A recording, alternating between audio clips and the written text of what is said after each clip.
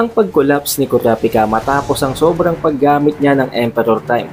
Ang lubusang galit naman nitong si Hanzo matapos ang pagkamatay ng kanyang orihinal na kliyente na ang ika-12 prinsipe na si Momose. Dito din ay may kita natin na unti-unti nang namamaster ni Serednik ang paggamit ng Nen at ang hindi inaasahan na pagkatuklas niya na nagsisinungaling sa kanya si Teta.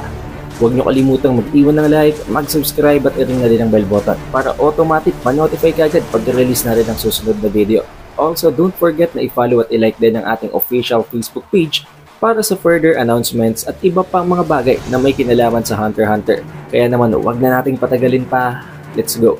Sa pagsisimula ng chapter ay makikita natin na talagang niu-utilize na ni Queen Oito ang paggamit ng ipis na ginamitan nila ng Little Eye. Dito nga ay hindi lamang niya basta-basta sinurvey ang loob ng residence nitong sila Prince Marayam, kung hindi talagang gumawa pa siya ng sketch. Hindi lamang para hindi niya malimutan ang bawat impormasyon na nakita niya sa loob ng room na yon, kung hindi para talagang mai-portray at para makita ni Kurapika, ni Bill at ni Shimano kung ano talaga ang loob ng quarters ng iba pang mga prinsipe.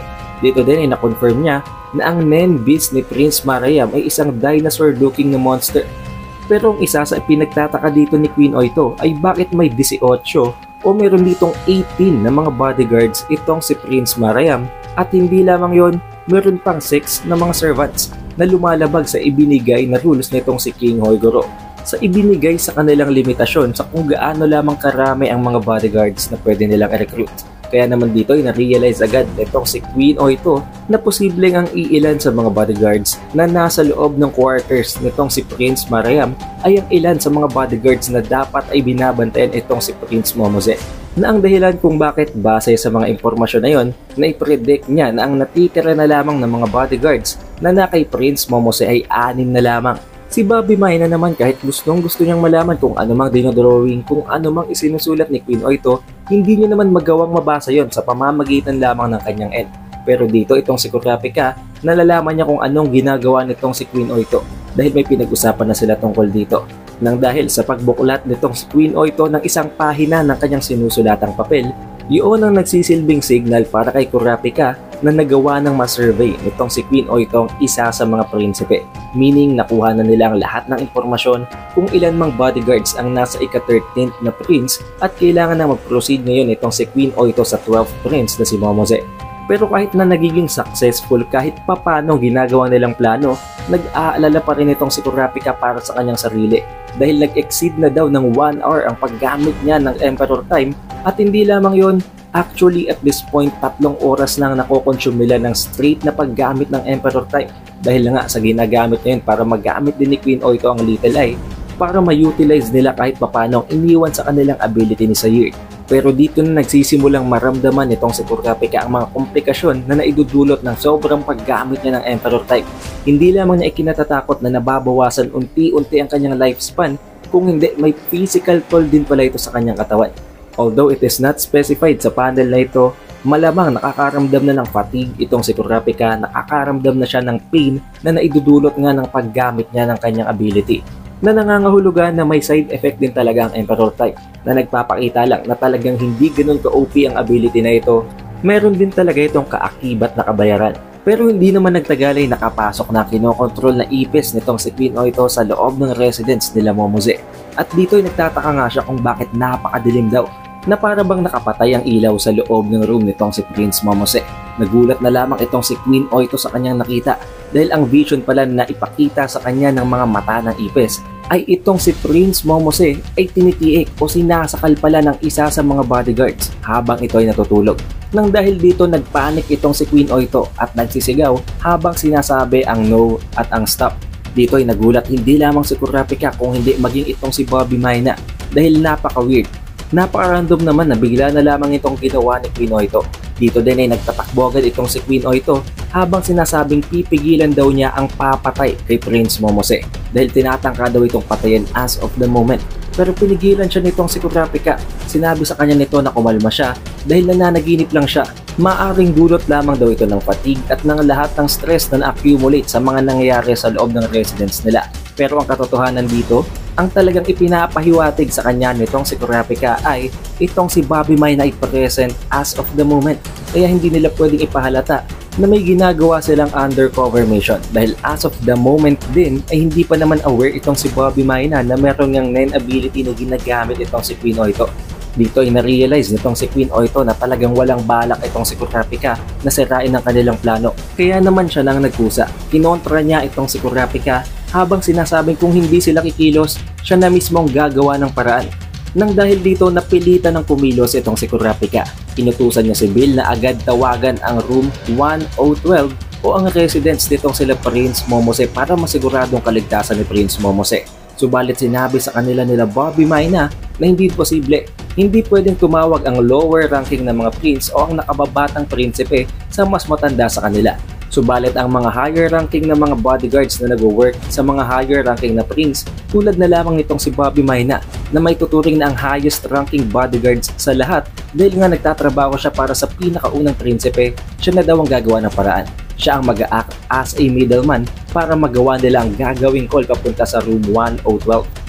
Na para bang sa pagkakataong ito ay isinantabi muna ni Bobby Maina ang paghihinala niya kila Kurapika for the sake na hindi na muna mag-alala pa itong si Queen Oito. Subalit it was already too late.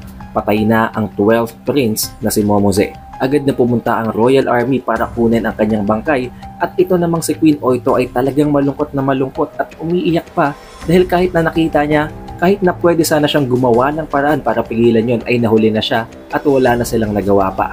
Nireport naman agad ni Bill kung ano ang mga findings, ang lahat ng information na nanggaling sa mga report ng Royal Army. Sinabi niya na ang cause of death daw nitong si Momose ay ang suffocation. Dahil nakita naman natin sa vision nitong si Queen Oito na tinitiik at sinasakal nga siya ng isa sa mga bodyguards. Base din sa investigasyon ng Royal Army, nasabi ng mga bodyguards na ang lahat ng mga bodyguards ay binabantayan ang kanyang bedroom. Ang 4 na bodyguards na nasa labas ng pinto ay talagang pare-pareho din ang sinabing mga impormasyon. Meaning talagang nagmamatch at in sync talagang mga sinasabi nila. Hindi sila nagsisinungaling. At ang natitira namang dalawa ay natutulog at nagpapahinga na nakita naman natin sa previous chapter na totoo at legit naman ang mga sinasabi ng mga bodyguards. Pero alam naman natin na ang isa sa kanilang traidor, ang isa sa kanilang pumatay kay Prince Momose. Pero since hindi nga nila ma-pinpoint kung sino ang traidor, minabuti na lamang nitong si Queen Sevanti na ang nanay ni Prince Momose na i-report na lamang ang pagkamatay ng kanyang anak kay King Hoikoro. Nang dahil doon ang lahat ng 6 na mga bodyguards ay kinuha. They were taken into custody at mag-undergo daw sila ng interrogation para malaman kung sino ang may kasalanan dahil kung hindi, ipapapatay daw ni Queen Sevanti ang lahat ng 6 na bodyguards na yun. Dahil at this point, ina-assume ni Queen Sevanti na magkakakutsaba ang lahat ng 6 na mga bodyguards. Nang dahil na rin sa napakagaling ng pagkaka-execute ng assassination na yon, na-realize itong si Kurapika na napakadelikado talaga ng sitwasyon. Kailangan nilang mas lalo pang maging cautious. Nang dahil sa insidente, kinausap nitong si Hashito itong si Kurapika habang nililinaw na sinabi daw ni Kurapika na ang bawat isa sa mga prinsipe ay may kani-kanilang mga Nen Beast na ayon daw kay Kurapika ay ang trabaho ay ang bantayan ang bawat prinsipe na kanilang host. Bakit daw hindi nagawang protektahan ng Nen Beast na yon itong si Prince Momose kung totoo nga ang sinasabi ni Kurapika? Na sinagot naman ni Kurapika na magiging clue daw dito ang naging oras ng pagtulog nitong si Prince Momose. Unlike the usual time daw ng pagtulog ni Prince Momose, mas maagap daw ang pagtulog niya the night before ng mangyaring insidente. Meaning, napagod siya sa nangyayari. At tulad din ng binanggit ni Kurapika, ang mga Nen Beast ay kumakain at nagko-consume ng aura ng host nito para mag-manifest at para ma-activate. Ngayon kung totoo nga ang posibilidad na itong si Prince Momose o ang kanyang Nen Beast ay ang isa sa 2 mga Nen Beast na umatake sa mga bodyguards ni Prince Wobble, hindi malabong nagamit at nag-consume ng napakadaming amount ng aura nitong si Prince Momose ang Nen Beast na yun para magawang atake. Pero kaakibat naman na ginawang atake nyo ni Prince Momose kahit na hindi siya aware at hindi naman niya ginawa intentionally, mabilis ding naubos ang kanyang aura na dahilan kung bakit mabilis din siyang napagod. Na dahilan din kung bakit maagap siyang natulog and at that moment na nagpapahinga siya, maaaring hindi naka-activate ang kanyang Nen Beast. Na nagpapakita lamang na even at this situation, gumagana pa rin talaga ang napaka-technical analytical thinking nitong si Kurapika. Nang dahil naman doon naisip nitong si Bill na mataas daw ang tsansa na ang assassin o ang gumawa ng pagpatay kay Prince Momose ay marunong din gumamit ng net dahil naisip niya ang tamang timing para gawin ang pagpatay sa kanya. Nang dahil din doon, tataas din ngayon ang demand sa impormasyon na hawak-hawak nila Kurapika. Dahil kung nakadepende nga sa NEN ang ginagawang pag-assassinate ng kung sino mang suspect, kakailanganin ng iba pang mga prinsipe ang impormasyon sa NEN para magkaroon sila ng idea kung paano nila i-counter yon, kung paano sila gagawa ng preparations para maiwasan ang kung ano mang nangyari sa ika-12 prince. Naisip naman itong si Kurapika na oo, tama naman itong si Bill. Pero at this point, mas kakailanganin sana nilang makasaga pa ng impormasyon gamit ang ability na ibinigay niya kay Queen Oito.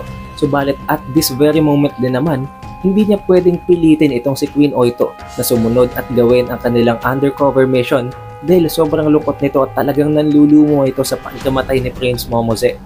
At dito na nga nangyari ang isa sa pinaka-iniiwasan nilang mangyari.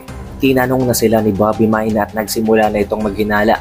Ang tanong nitong si Bobby Mayna ay alam naman nitong si Queen Oito na wala naman siyang mapapala, wala siyang benefit sa kung ano mang magagawa niya kung mapigilan man niya ang pagkamatay ni Prince Momose. Bakit pa daw siya umiiyak ng ganito? Bakit pa siya nalulungkot?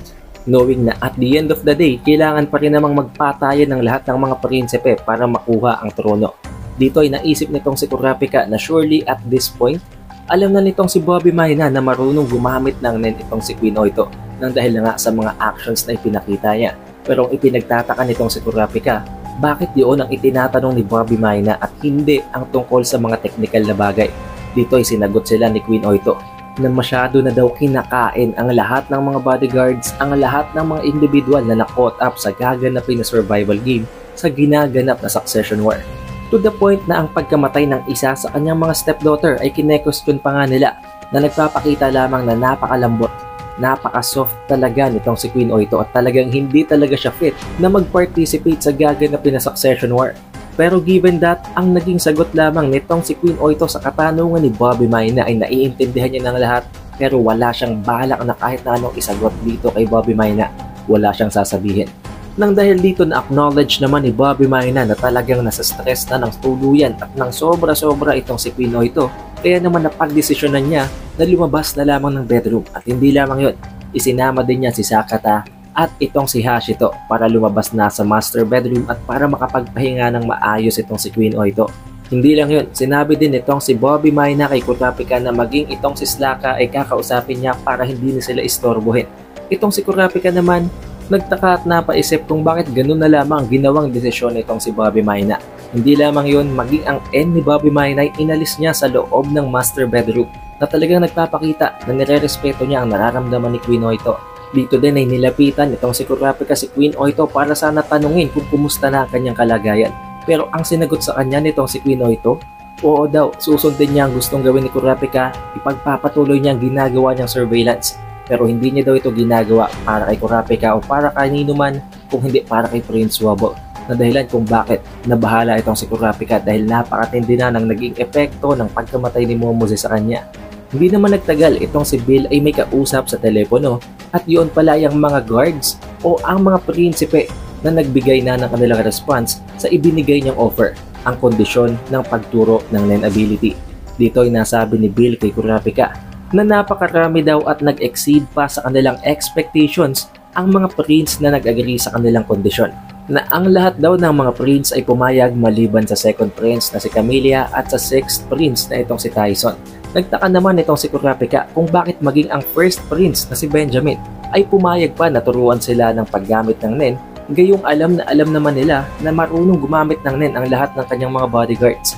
Na sinagot naman itong si Bill na most likely gustong makakuha pa ng mas maraming impormasyon ng captain ng bodyguards nitong si Benjamin na dahilan kung bakit nagpadala na naman siya ng isa pang espiya na magpapanggap lang na mag-aaral ng NEN.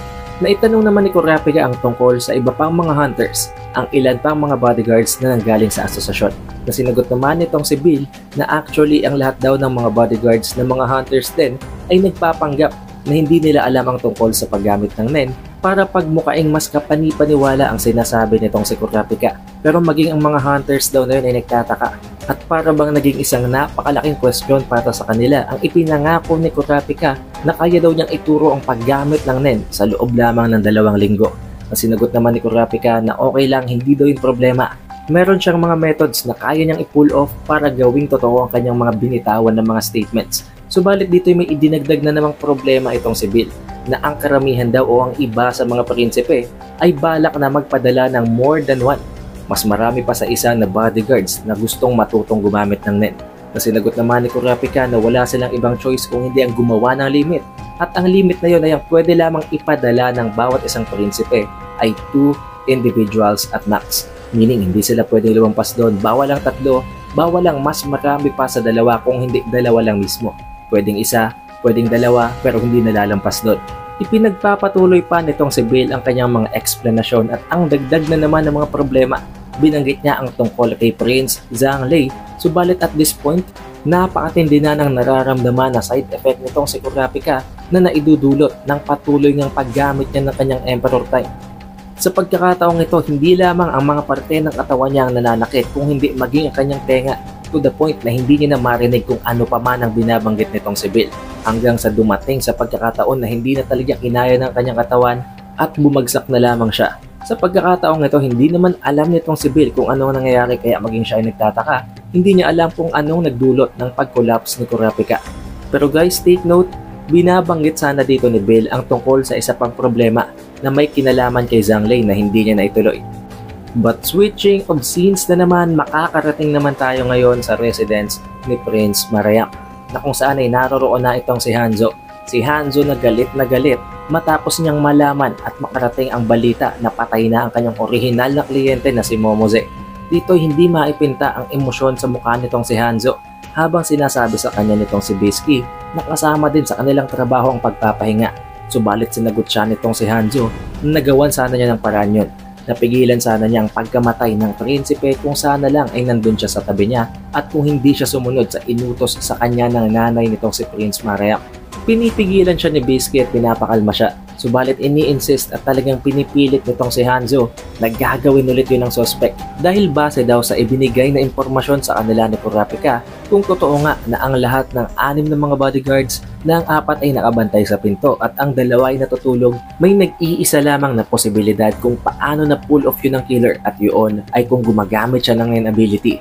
Isang NEN ability na nagke-create ng doppelganger. At kung tama nga daw ang kanyang hinala, kung talagang yun ang NEN ability ng killer, kahit pa i-held into custody, kahit pa ikulong siya, magagawa pa rin niyang mag-execute ng susunod pang krimen. Magagawa pa rin niyang pumatay kahit na nakakulong na siya. Patuloy pa rin namang kinukumbinsi dito ni Bisky si Hanzo habang sinasabi kung tama nga daw na may doppelganger na NEN ability sa loob ng mga bodyguards na yon, dagdag lamang yung rason para maging cautious at mag-ingat siya dahil hindi lamang 6 ang kanyang kinakaharap dito. Pero sinagot pa rin siya nitong si Hanzo habang sinasabing still, kung totoo daw talaga yun, talagang pipilitin pa ng suspect na yun na idiin ang kaso sa kanilang 6 para pagtakluban ng ginagawa niyang pagpatay. At habang ginagawa niya yun, habang nakakulong silang 6, ipagpapatuloy pa rin niya ang pagpatay ng iba pang mga individual nang hindi siya nasisisi dahil nga sa alibay na nakakulong naman siya. Habang galit na galit itong si Hanzo ay sinabi niya na pipigilan niya na ang susunod na balak pang gawin na yon ng murderer. Habang nakikinig naman itong si Bisky, tinatanong niya si Hanzo kung paano.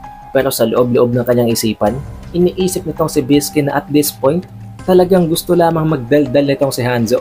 Pero kailangan niyang hayaan ito na magsalita ng magsalita, mag-explain ng kanyang mga analysis. Dahil kung walang makikinig sa kanya, kung pipigilan niyang i-express nitong si Hanzo ang kanyang emosyon, maybe at some point mag-crash out na lamang ito at bigla na lamang magwala. Pero since tinanong na nga siya ni Bisky kung paano, sinagot agad siya ni Hanzo na hindi lang daw ang taong yun ang marunong gumamit ng doubles, na marunong gumamit ng doppelganger. Dahil ang pinakatotoo at ang real job naman daw talaga nitong si Hanzo ay ang pagiging isang ninja. Now at this point, although it is not yet confirmed, although hindi pa dinedeclare nitong si Hanzo, para bang nagbigay na siya ng indirect na statement na marunong siyang gumamit ng NEN na ang NEN ability niya ay ang pag-create ng doppelganger. Pero base daw sa mga pangyayari, nang dahil na nga sa nagawang mapatay si Prince Momose kahit na wala namang pumapasok sa loob ng pinto, meaning ang doppelganger na yun ay nagawang makapasok sa loob ng pinto at nakapag-materialize sa kabila ng dingding. At hindi lamang yun, hindi yun nabigyan ng isang automated lamang na command. Meron talaga itong full control kaya nagawa niya kung anong gusto niyang gawin at nagawa niya ngang sakalin, patayin at tiikin si Prince Momose. Nabigyan ito ng isang napaka-complex na command. Meaning completely kinokontrol talaga ito ng kung sino mang user ng NEN. At para magawa yon, para ma-pull off daw ang ganong klaseng feat gamit ng isang double, kailangan ng full focus kaya hindi siya pwedeng gumalaw. Wala siyang dapat kahit anong movement na gawin sa kanyang original na katawan. Basing from those analysis, na-figure out na ni Bisky kung anong gustong palabasin nitong si Hanzo, na ang killer ay maalin sa dalawang natutulog na mga bodyguards. Given that information, nasabi ngayon itong si Bisky na at this point na nagawa na lang ma-narrow down, nagawa nang ma-figure out nitong si Hanzo kung sino ang killer, wala na siyang magagawa. Alam niyang hindi niya na mapipigilan ngayon si Hanzo. Habang si Hanzo naman galit na galit pa rin at talagang nag-uumapaw ang pagkainis sa killer ni Prince Momose at ipinapangako na pagbabayaran daw niya ang ginawa niyang pagpatay sa kanyang kliyente. Pero sinabihan pa rin siya nitong si Bisky na kahit papano, for now, magpahinga din naman daw itong si Hanzo. But switching of scenes naman, makakarating naman tayo ngayon sa target ni Kurapika, ang ika-4 na prinsipe na si Serednik. Makikita natin na sa loob ng residence ng ika-4 na prinsipe, napakagaling, napaka hindi inaasahan pero nagagamit niya na talaga ng precisely ang kanyang aura. Na para bang hindi man nga lamang nahihirapan itong si Serednik sa mga pinagagawa sa kanya ni Teta. Maging itong si Teta ay hindi makapaniwala habang sinasabi na sa loob nga lamang daw ng half day ay naggagawa ng magamit itong si Serednik ang kanyang Gyo. If you are not yet aware guys, ang Gyo ay ang pag-focus ng lahat ng aura na i-release ng iyong katawan sa isang parte lamang o sa isang body part. At makikita naman natin sa panel na ito na ang aura ni Serednik ay nakafocus sa kanyang mga kamay. Pero dito na magsisimula ang isa sa mga hindi inaasahang pangyayari nitong si Teta. Tinanong na siya nitong si Serednik na matapos daw ang call na nanggaling kay Kurapika sa isa sa mga bodyguards ni Prince Wobble, ayon daw kay Kurapika ay kayang matutunan ang Nen sa loob lamang ng 2 linggo na napakalayo sa ibinigay na statement nitong si Teta. Tinanong siya ngayon nitong si Serednik bakit napakalayo at hindi daw yung nag-a-align sa sinabing parameters nitong si Teta. At this point, may kita natin na kinakabahan na si Teta pero hindi siya pwedeng magpakita ng kahit na anong weird na emotion na magto-throw off o magpapakita na nagsisinungaling at nililin lang niya itong si Serednik. Sinagot niya itong si Serednik na katotohanan daw ang kanyang sinabi na dahilan kung bakit tinanong siya nitong si Serednik na nangangahulugan daw ba na nagpa-blank lamang itong si Kurapika. Na sinagot naman itong si Teta na posible. Nang dahil na nga sa napakakulang-kulang ng mga sagot ni Teta, nagalit na itong si Serednik habang tinatanong siya kung sino daw ba sa kanilang dalawa ni Kurapika ang nagsisinungaling. Na sinagot naman itong si Teta na honestly, may ibang mga ways, may ibang mga methods daw para mabilis na matutunan ang paggamit ng Nen pero napaka-risky nun, napaka-delikado at ang itinuturo niyang mga ways dito kay Serednik ay ang mga napaka-normal, ang mga usual na mga proseso para maiwasan nilang mapahamak si Serednik.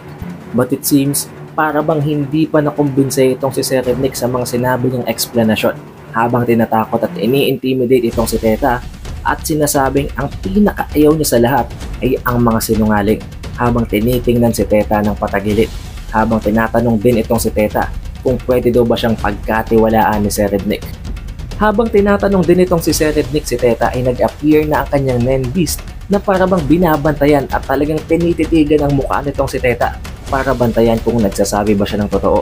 Subalit ang sagot ni Teta, yes, pwede daw siyang pagkatiwalaan at sa pinakahuling panel ay makikita natin na tumilamsik na nga ang dugo.